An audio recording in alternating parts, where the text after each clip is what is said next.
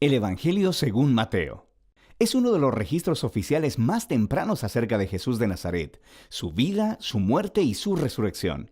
El libro como tal es anónimo, pero la tradición confiable más temprana lo relaciona con Mateo, el recaudador de impuestos que fue uno de los 12 apóstoles que Jesús nombró y que de hecho aparece en el libro mismo.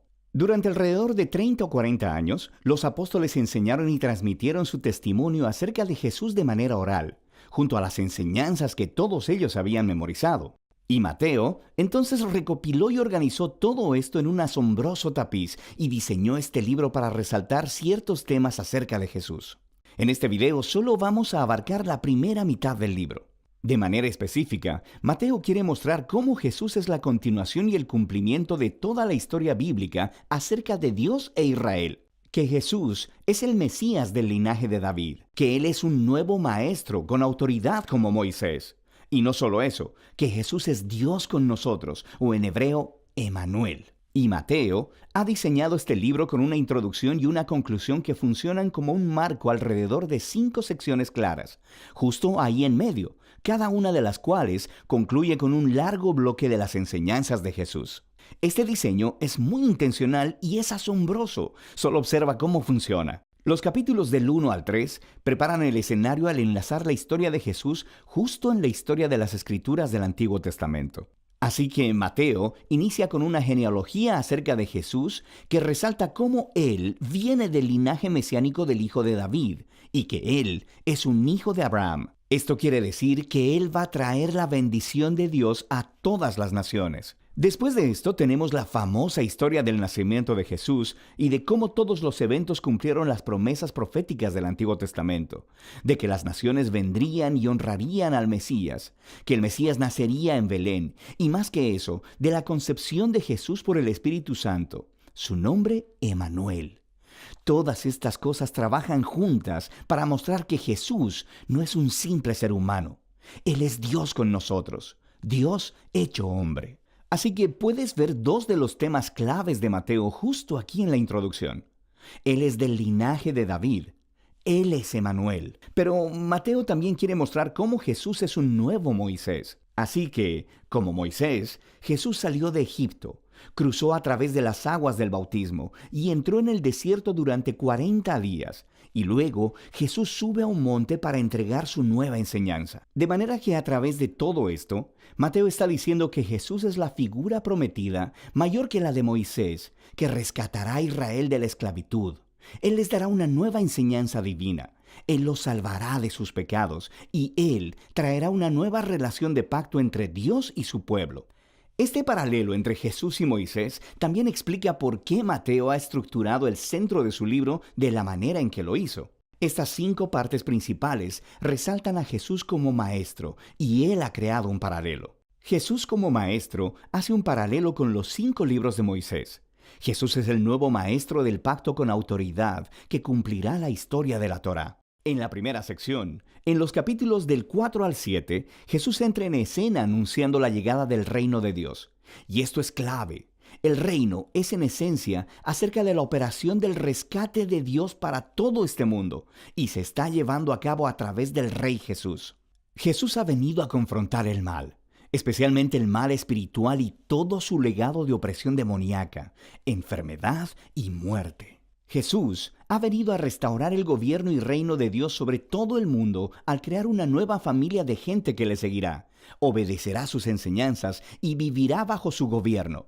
Así que después de que Jesús empezara a sanar a las personas, a formar un movimiento y una comunidad, Él lleva a sus seguidores a un monte o al lado de una colina y entrega su primer gran bloque de enseñanzas, tradicionalmente llamado el Sermón del Monte. Y aquí Jesús explora cómo luce seguirle y vivir en el reino de Dios.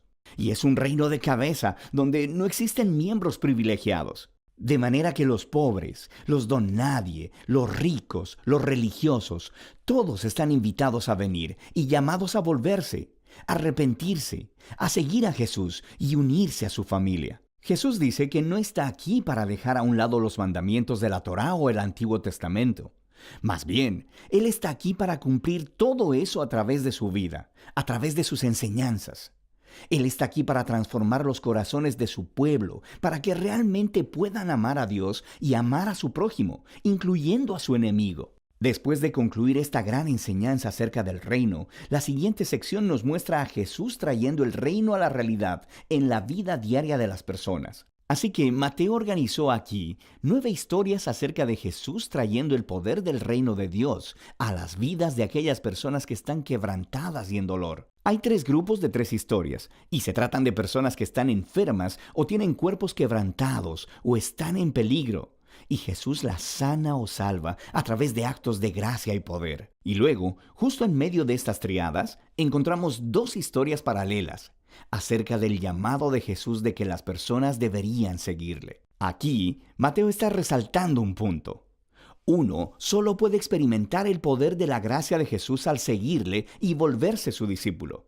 Después de que Mateo ha mostrado el poder del reino a través de Jesús, Jesús extiende su alcance al enviar a los 12 discípulos, quienes harán lo que Él ha estado haciendo. Esto nos lleva al segundo gran bloque de enseñanzas en el capítulo 10. Y aquí, Jesús les enseña a sus discípulos cómo anunciar el reino y qué esperar cuando lo hagan. Muchos en Israel están aceptando a Jesús y su oferta del reino, pero los líderes de Israel no. Ellos perderán mucho si se arrepienten y se convierten en discípulos de Jesús. Así que Jesús sabe que van a rechazarlo y perseguir a sus seguidores, y eso es exactamente lo que sucede. En la siguiente sección, los capítulos del 11 al 13, Mateo ha recopilado un grupo de historias acerca de cómo las personas están respondiendo a Jesús y a su mensaje, y nos encontramos con una mezcla de respuestas. Algunas historias son positivas, las personas aman a Jesús y piensan que Él es el Mesías. Otros son más neutrales, como Juan el Bautista, o incluso los miembros de la propia familia de Jesús, y dejan claro que Jesús no es lo que ellos esperaban. Y luego tienes a los líderes de Israel. Ellos tienen una respuesta completamente negativa. Tienes a los fariseos y a los eruditos de la Biblia. Todos juntos rechazan a Jesús. Ellos piensan que Él es un falso maestro y que está desviando a las personas. Piensan que es un blasfemo por todas las cosas que declara acerca de sí mismo. Pero Jesús no está sorprendido o agitado por todas esas respuestas diversas. De hecho, Él se enfoca en eso en su tercer bloque de enseñanza en el capítulo 13. Aquí Mateo está recopilando un montón de las parábolas de Jesús acerca del reino, como la del sembrador arrojando semillas en 4 tipos de tierra, o acerca de una semilla de mostaza, o sobre una perla o un tesoro escondido. Estas parábolas son como un comentario acerca de las historias que acabas de leer en los capítulos 11 y 12. Algunas personas están aceptando a Jesús con entusiasmo, otros lo están rechazando. Pero el reino de Dios es de un valor incalculable y no dejará de extenderse a pesar de todos estos obstáculos.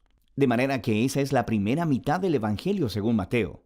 Aquí hay algunas cosas para tener en cuenta mientras lees estos capítulos. Mateo está presentando a Jesús, recuerda, como la continuación y el cumplimiento de la historia del Antiguo Testamento. Así que busca cómo él entreteje citas de las Escrituras del Antiguo Testamento, y lo que encontrarás es que están localizadas en puntos estratégicos de la historia, explicando más acerca de Jesús y su identidad. Así que detente, tómate un tiempo para buscar estas referencias y léelas en su contexto del Antiguo Testamento, y frecuentemente descubrirás conexiones asombrosas e interesantes.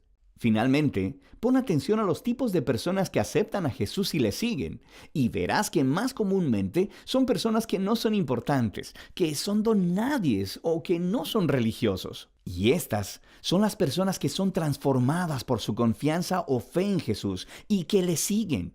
Y son los religiosos y orgullosos los que son ofendidos por él. Entonces, ¿cómo terminará esta tensión entre Jesús y los líderes de Israel? De esto se trata la segunda parte del libro de Mateo.